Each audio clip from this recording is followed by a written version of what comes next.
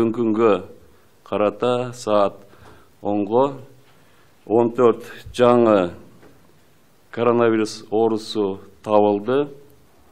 Анын ичинде Бишкек шаарында бирөө, Жалал Абад областында Сузак районунда 6, Ош областында Кара Сууда 4, Ноокатта 1, Ош шаарында 2. Жалпы Кыргызстан боюнча бүгүнгө 144 жаранда коронавирус табылган.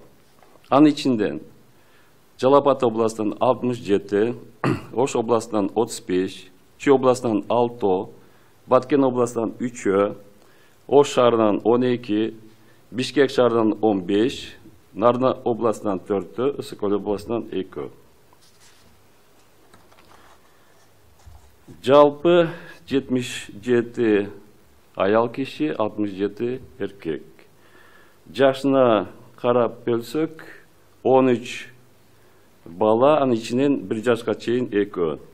55 жаштан жогоркулардын саны 36.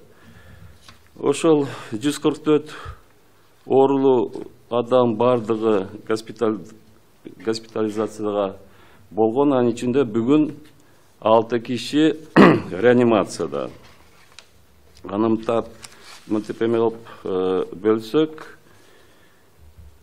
Ноокат районунда эркек киши 59 жашта стабилдүү оор акыбалда.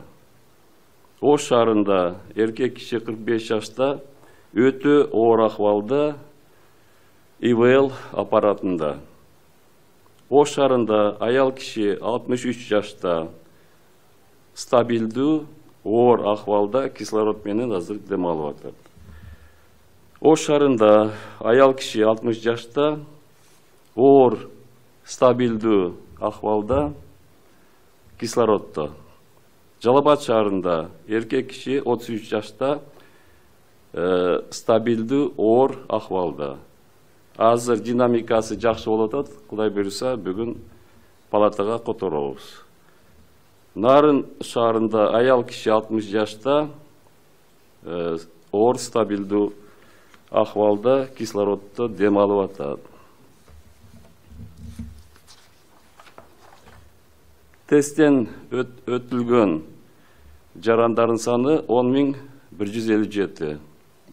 Ошо бир сутканын ичинде 321 тест изилдөө өткөрүлдү.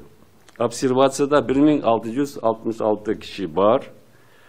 Мына акыркы 14 жаңы учурлардын ичинен 194 азыр контактныйлар бардыгы изилдеп табылып, азыр ошол боюнча иш жүргүзүлүп атат. 14 кишинин ичинен 5-өө сырттан келген жарандар, 9-у ушу Кыргызстанда контакт менен ушу жугузулган. Анан дагы өзгөчө мындай маалымат берейин, бекемдеп кетейин. Ушул жаңы учурлардын ичинде 2 күн ичинде 8 киши, бүгүн дагы бирөө кошулду, 9 медицина кызматкерлери ушул коронавирус плюс болуп чыкты.